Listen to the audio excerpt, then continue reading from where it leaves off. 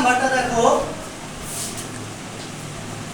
20 দিনে 160 মিটার কাপড় বুনলে 5 দিনে কত মিটার বুনবে? তাহলে আমরা আগে দেখব 20 দিনে বুনলে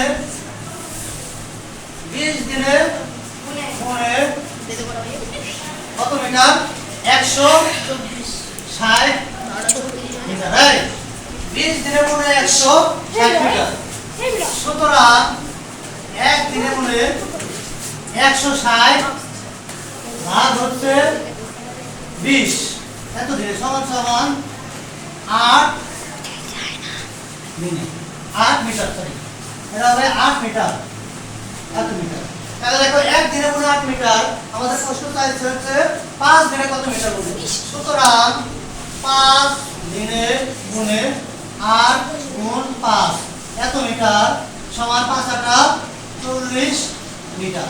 এটা হবে আমাদের উত্তর। উত্তর হবে 40 মিটার।